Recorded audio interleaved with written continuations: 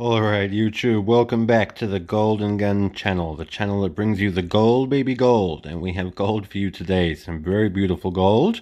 But first, I'll remind you, you've got to like, share, and subscribe. And comment. Like, share, and subscribe. It's the only way you're going to get more gold, baby gold. So make sure you go do that. And here is the gold for you. So look. This week we are trying to continue our project. We had a little bit of a detour, but that's that tube here that fits the 22mm airtights. And we almost did a good job continuing the project, but not quite. We've already brought you 3 coins from the project. We brought you 2 sovereigns, both Queen Victoria from 1899 and 1900. There's the 1900. One of them, I had a lot of fun doing that Taylor St. George and the Dragon, that design that you see there. And there's Queen Victoria on the reverse. We did have the 20 marks German coin from the Kingdom of Prussia. That's the beautiful obverse there with that eagle and coat of arms there. And we had Wilhelm II, who was connected, being the grandson of Queen Victoria, this guy right here. Now we can see him in the light there. And this week we do have a coin that would have fit perfectly into our tube. It's 22.7mm. So it is would have fit perfectly, except it's in this slab, so that's a fail. And it's the same age as one of those sovereigns. This is the must be the 1899. See, the other one was the 1900. It shows it there on the front. Yep, 1899, and this coin is also in 1899. And it's 10 Russian rubles. So that's Czar. We're talking Czar in Russia, Nicholas II. And that's him right there. And it's got a beautiful, beautiful obverse. The front of it has this double-headed eagle right there. So you can take a good look. I think it's almost as beautiful as the 20 marks German coin. Tell me in the comments. It's got to be almost as beautiful. There's the 20 mark German coin. And I want to do a shout out for Silver Game of Thrones. That guy has a lot of rubles. I nicknamed him on his channel in the comments. We'll see if it takes off. I said, AKA, we call him now the Ruble Czar. Because he has a lot of these gold rubles that you see in front of you. This is the 10 rubles.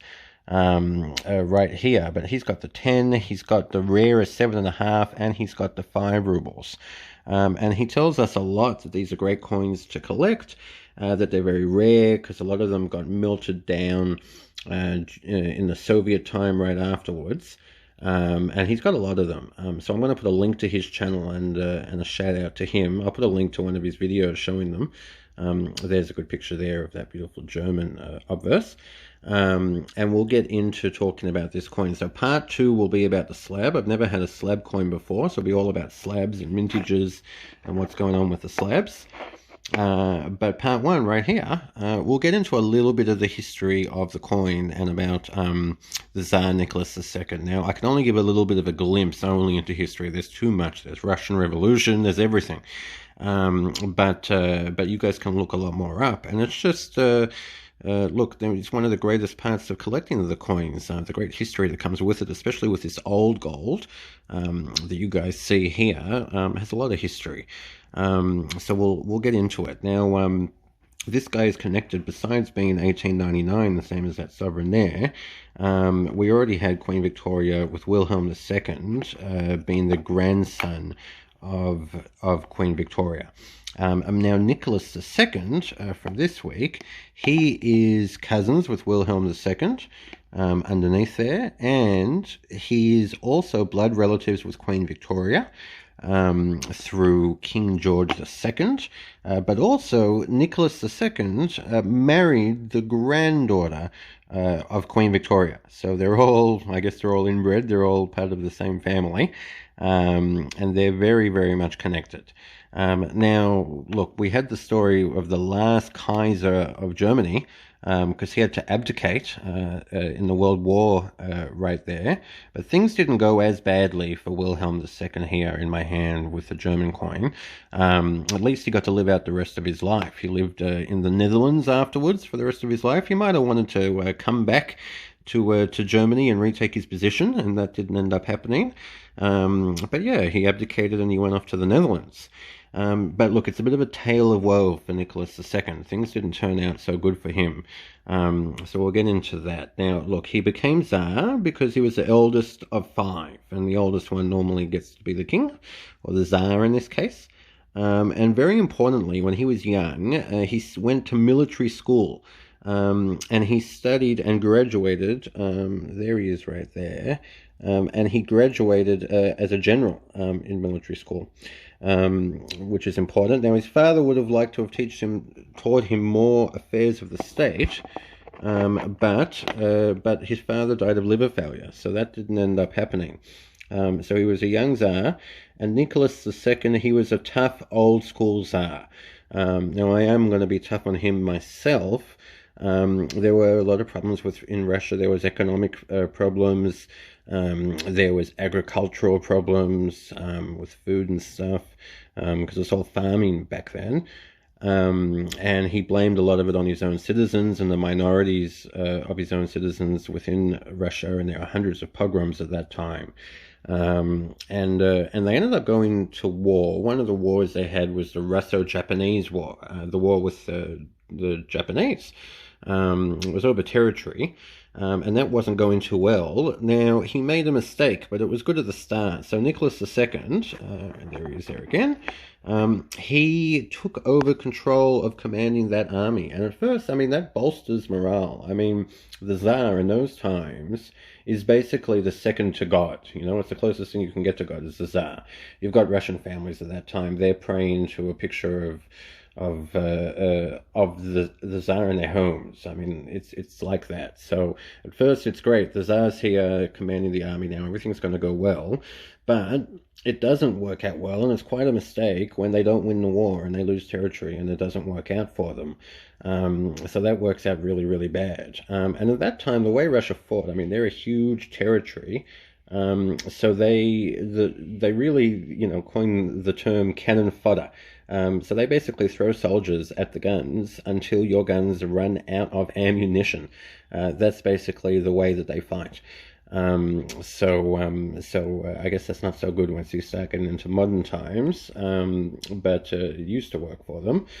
So that didn't work out so well. And there were uprisings in Russia, and he crushed the uprising. He killed a lot of people, and quelled the uprising, but he did try. And at that time, he actually set up a parliament in Russia, which they didn't have before. So he's trying. Now, I'm going to go too quick through history. I'm sorry, but I mean, the video can't be that long. It's already 8 minutes now. But he ended up fighting in World War I. I mean, everyone in the world's fighting. That's why it's the World War. And these guys are cousins. Nicholas II actually calls Wilhelm II Willie. He's got a nickname for him. And, you know, when you're family, you can do that. You can have nicknames, just like I've nicknamed Silver Game of Thrones the Ruble Czar, with all his gold rubles. But they ended up fighting because Nicholas II had a strong allegiances with Russia, with Serbia and France. And look, with the war, there were ups and downs and ups and downs and ups and downs. And once again, this guy, Nicholas II, who'd studied in military school and graduated as a general when he was young, he took over command of the army. And his wife is back at home managing the affairs of the state, affairs of Russia. She's not doing so well. She's been influenced by Rasputin. There's amazing stories there, and the way Rasputin died or even refused to die. You guys can look that up. And Russia, in the end, with World War I, ended up losing a lot of territory. It's not a great tale for him. And he had to abdicate in 1917. But it didn't work out so well for him, like Wilhelm II, that lived the rest of his life in the Netherlands. The next year in 1918, the Bolsheviks, the revolutionaries, they ended up murdering him, and they murdered 18 members of his family. So yeah, it really didn't work out too well, but that can happen in revolutions. There's a lot of blood. Yeah, during transition periods, happens in France and other places. And that was the end of the Romanov rule. So Nicholas II's family, the Romanovs, they had ruled Russia for over 300 years, and he was the last Tsar of Russia, and that was the end of that. So yeah, a bit of a tale of woe there. Definitely connected to these other coins. A lot of history in these old world coins. And yeah, fits into the collection beautifully, other than the fact that it's in a slab and doesn't fit into the tube there. So that means, look, it means that I'm going to still have to get 17 more coins to fill up that tube. So it just means more gold, baby gold.